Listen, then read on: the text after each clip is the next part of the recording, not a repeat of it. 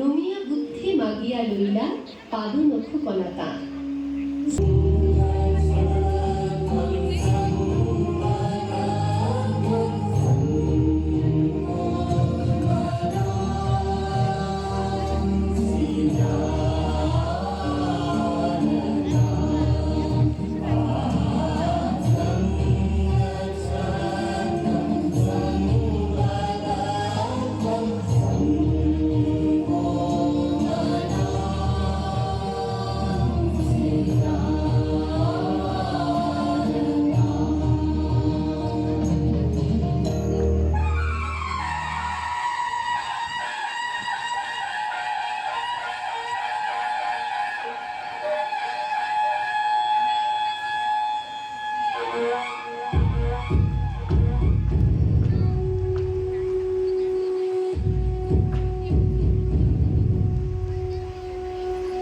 অজাতশত্রু রাজা হলো যবে পিতার আসনে আসি, পিতার ধর্ম সুনীতির স্রোতে মুছিয়া ফেলিল রাজপুরী হতে, সপিল যজ্ঞ অনর আলোতে বৌদ্ধ শাস্ত্র রাশি।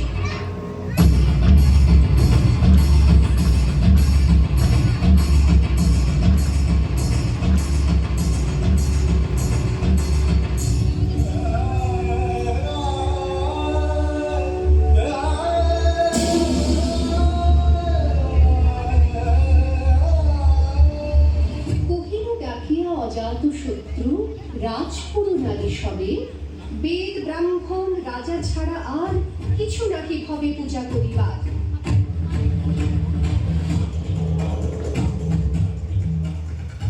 এই কটি কথা যেন মনে সার, ভুলিলে বিপদ হবে।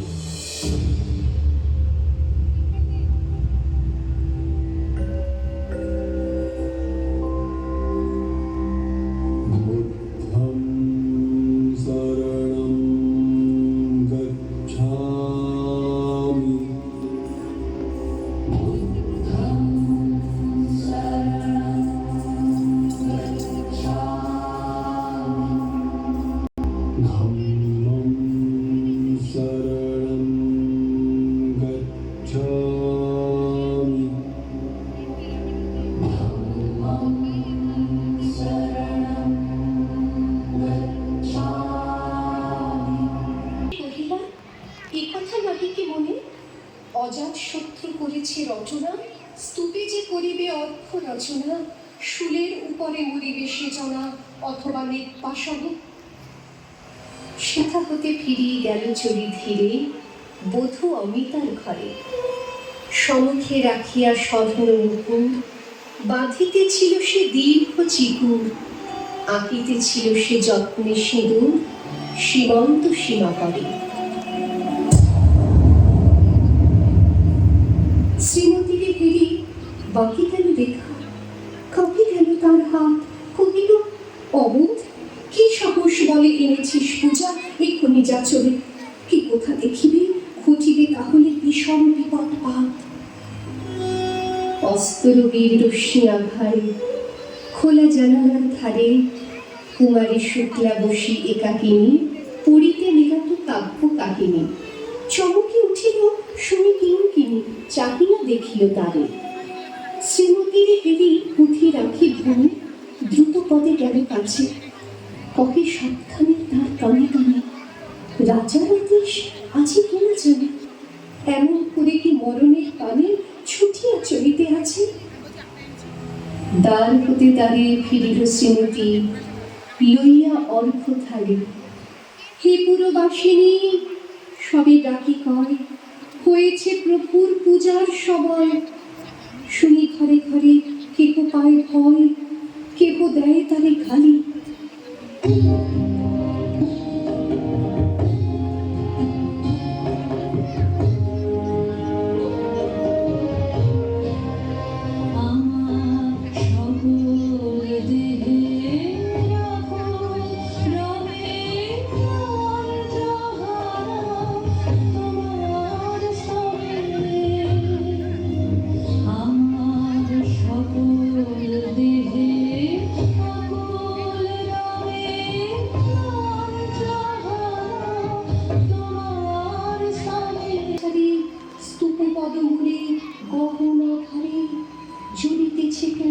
সারে সারে প্রদীপ মালার মতো মুক্ত কৃপালিপুরে রক্ষক তখনই ছুটিয়া আসি, শুধালো, কে তুই ওরে দুধমতি, মরিবার তবে করিস আরতি।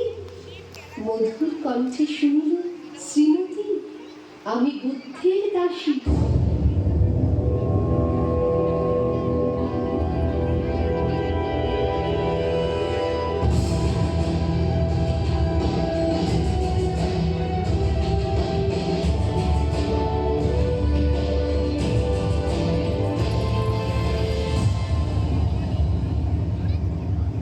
সেদিন শুভ্র পাষাণ ভালুকে পড়িল রক্তরেখা, সেদিন শারদ স্বচ্ছ নিশীথে প্রাসাদ গায়নে নীরবে নিভৃতে স্তূপ পদমূলে নিদিল চকিতে শেষ আরতির শিখা শিখা।